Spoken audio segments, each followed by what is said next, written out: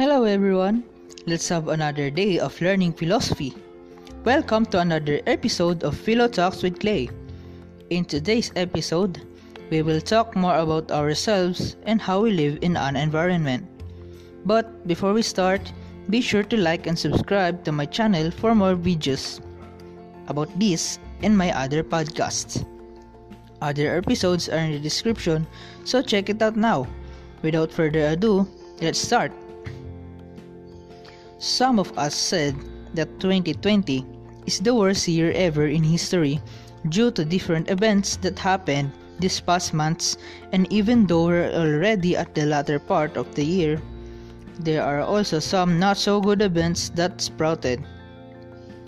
The latest event here in the Philippines is the unnatural series of typhoons which causes great damage in our country.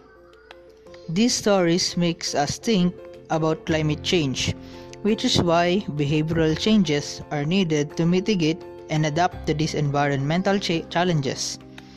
We must understand the ways in which these natural occurrences are important to people, not just for its scientific explanation, but also for complex symbolic and emotional reasons. For example, human progress or progress of society without abusing the environment is way more possible than past generations because of our very advanced technology. It is just that most technology-based infrastructures are very dependent on the usage of non-renewable resources. That is why the most affected is the environment. However, we can think of ways to lessen the damage of these buildings to our environment by being dependent on renewable resources, because it is way better than using non-renewable that have a very high risk of danger on both natural consumption and environmental depletion.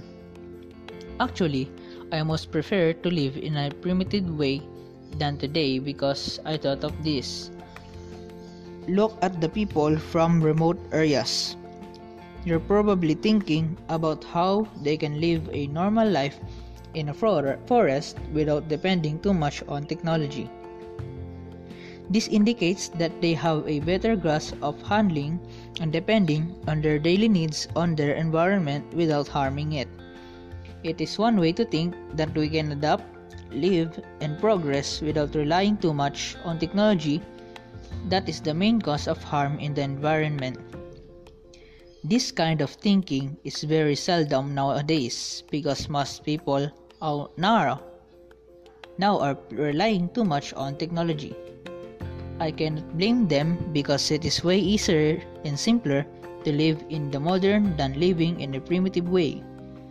What I mean is we must examine our behavior towards the environment because most of the time that we rely on technology, we didn't notice that we're gradually destroying our environment. In order to make good behavioral choices, it helps if people accurately understand the problem. Research on risk perception and on decision making under uncertainty has revealed a lot about the ways in which people perceive or misperceive environmental threats. People tend to be more convinced by concrete thinking than abstract reasoning, and to give more weight to present sacrifices than to future consequences, all of which makes environmental change seem normal to us. So when we link climate change to a specific personal consequences, it can make it seem more real. For example, one weather forecaster found Filipinos in 2 cities knew about the risk of flooding, but only the residents who received information about how the flooding would affect them personally said they would do anything about it. What's more important to them is that the people feel they have the power to do something. People tend to ignore or deny problems they feel helpless to deal with. So environmental messages should convey some element of hope and point people toward an effective behavior change. As in other areas, one of the most important influences on behavior is that other people are doing. Because people tend to adjust their own behavior to be close to the social norm, describing the sustainable behavior of others can be one of the most effective ways of encouraging people to reduce their demands on environmental resources. In one example situation, a hotel guest was more likely to reuse their towels when told that most of the people who had previously stayed in that hotel had done so, and even more likely when they were told that most who had stayed in that room had. These messages were far more effective than general statements about protecting the environment. We are only beginning to understand the ways in which people will be affected by environmental changes. The geophysical consequences of climate change, such as rising sea levels, increases in average temperature, and changing patterns of precipitation that include both droughts and downpours, will certainly affect physical infrastructure and human health, but they may also have more subtle effects on well-being. Natural disasters threaten mental health, leading to increases in post-traumatic stress disorders or PTSD, anxiety, and suicide. Changing environments provide an extra source of stress that may increase domestic violence and substance abuse.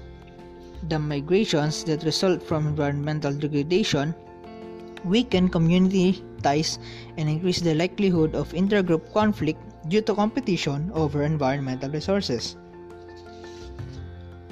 On the positive side, our important emotional connections to place and in nature have been shown to improve the ways in which we think and interact with others, and can be used to motivate environmental care and concern.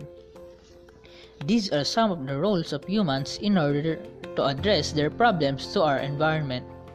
Though these ways of thinking seem to be in balance one way or another, it is better to know our roles than ever. Did you learn in today's episode? What are your opinions regarding the roles of humans in addressing their environmental problems? Do you have your own opinion about it?